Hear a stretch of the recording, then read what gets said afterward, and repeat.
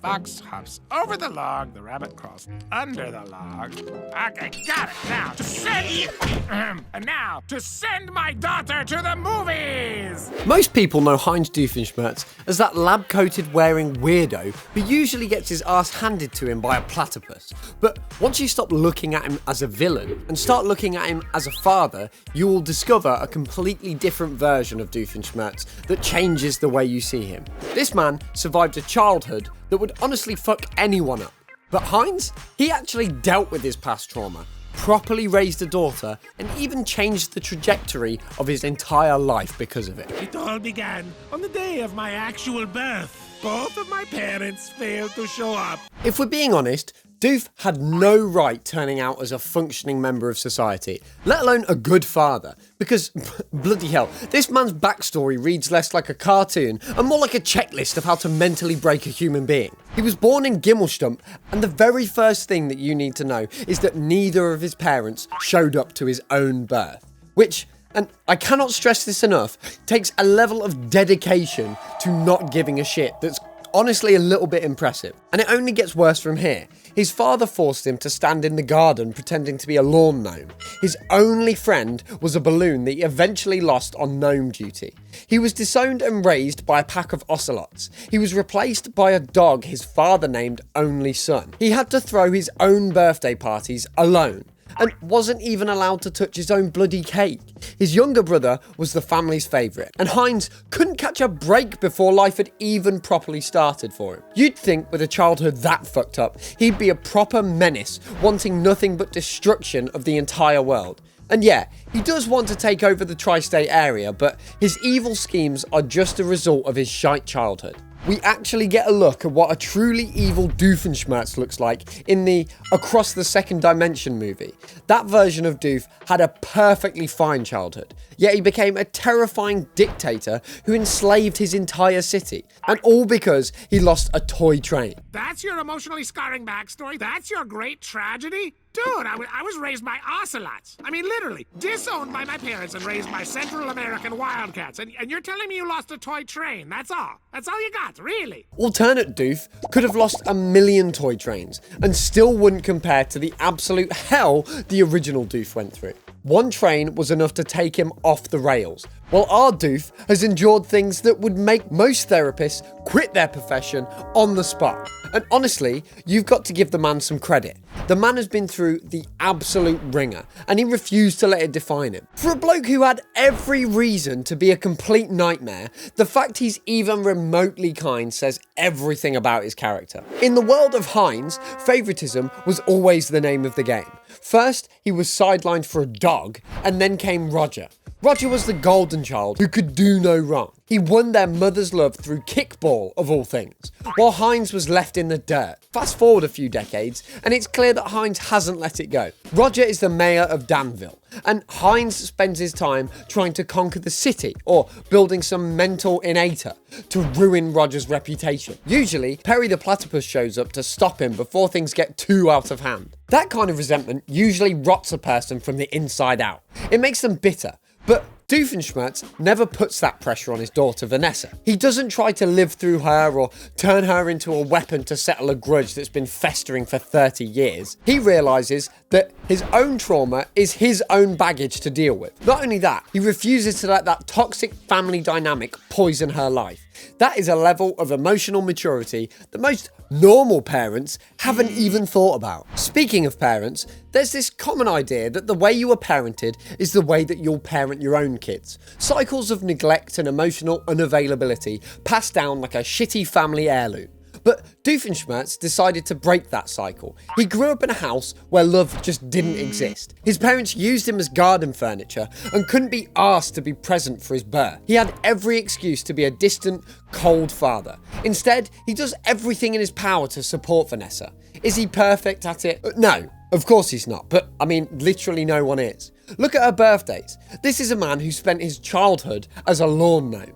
Yet he tries his hardest to throw her a proper bash every single year. He might get the theme wrong or make it incredibly embarrassing, but he's actually trying. In the episode dude, we're getting the band back together, it's Vanessa's Sweet 16. Doofenshmirtz puts his rivalry with Perry on hold and asks for help setting up a party. The vibe is aggressively aimed at a 7-year-old because he's a bit out of touch, but his heart's in it. Even Perry can see that this is a bloke who loves his kid. But it does end with Perry getting strapped to a giant firecracker, and by some miracle of chaos and fireworks, and a running battle that completely wrecks the venue, the place ends up as a gothic wreck. One that her friends absolutely love.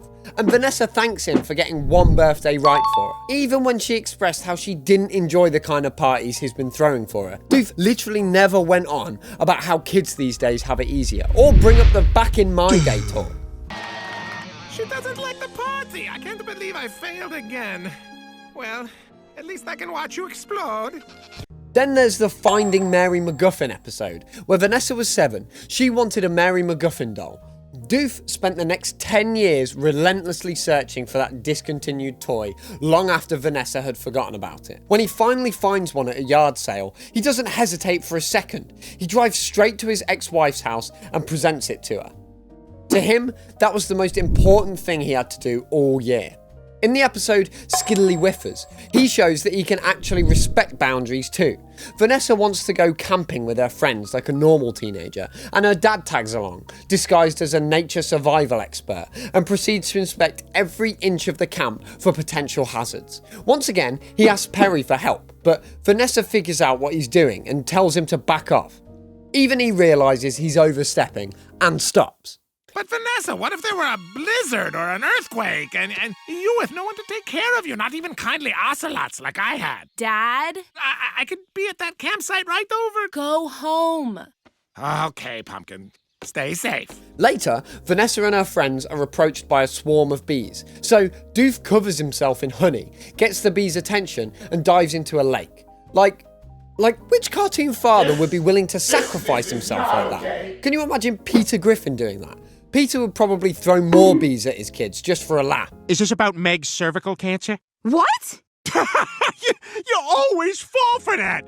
Anyways, a lot of the cartoon dad tropes usually follow a 9-to-5 blue-collar worker who at some point in their life struggles to make some time for their children. But unlike that, Doofenshmirtz is never too busy with an innator or some other evil plan to spend time with his daughter. And when they do spend time together, he wants every moment to be a learning experience for her. He even goes as far as referring his whole evil scientist gig as a family business. Summer Belongs to You is a perfect example. He takes her on a father-daughter trip to Tokyo, which happened to be the location of the annual Good Guy convention. Of course, he also kidnapped Major Monogram, which is obviously illegal, and planned to drop a giant water balloon on the convention, which upsets Vanessa. Which is fair. I mean, vacations are supposed to be times not to pay attention to work. When Perry arrives, Doof even considered going ahead with his plan on the spot so he could get back to spending time with his daughter. Vanessa, wait! You have all the traveler's checks. Traveler's checks? Really? Did I say traveler's? No, I do want to spend time with... Look. I'll drop the water balloon right now and we'll get For someone who's a villain, you'd think he'd want to go with his plan as slow and as dramatic as possible, but he was more than willing to just get it over with, just so he could get back to spending time with his kid. But of course, things go wrong, and Vanessa ends up accidentally joining Phineas and Ferb's around the world trip. The moment Doof realises she's missing, he immediately abandons his evil plans and teams up with Major Monogram and Perry to find her. So, they travel halfway across the planet and eventually find her in Paris. However, Doof gets arrested by the end of it, and we see how much she cares about him too. If Vanessa didn't really care, she'd have let the OWCA take her father away. But no, she pulls out a weapon, or rather a hairdryer that she made them believe is a weapon, and takes off with her father in Perry's hovercar. And he's never been prouder of anything in his entire life. So that means you're a little evil. Okay, Dad. Maybe I'm a little evil. I knew it. It's okay. I'm not gonna cry. Dad. At some point, his ex-wife Charlene always said that no one can be truly evil. And that fits Heinz perfectly. When it comes to his evil plans, some would say they're terrible, like spectacularly rubbish. But Not just in the sense that they fail every single time, but in the sense that they just make no sense most of the time. Usually, his plans are along the lines of making all the milk in the tri-state area go bad, or reversing the rotation of the Earth so he doesn't have to say good morning again. He wanted to make everyone have the same jingle stuck in their heads at one point. Yeah, this actually happened. Even when he's trying to be a villain, he can't help being a decent person. In Spa Day, he takes in a cute kitten he finds outside of his building and names it Mr. Fluffy Pants. The kitten wreaks absolute havoc with all of his equipment and leads him to nearly falling off the building. But when the owner shows up, Doof gives the cat back because it's the right thing to do. He's pissed off about it, but I mean, he does it anyway. My cat! I've been looking all over for him! I'm going to have to do the right thing here, aren't I? Fine. Here you go. His relationship with his ex-wife Charlene is also worth a mention here. Let's be real for a second. A good number of cartoon families are married, and they're a complete train wreck. Heinz and Charlene are divorced, and they still have the most functional co-parenting dynamic on television. They split because they wanted different things in life, with the tipping point being a hand puppet Doof had.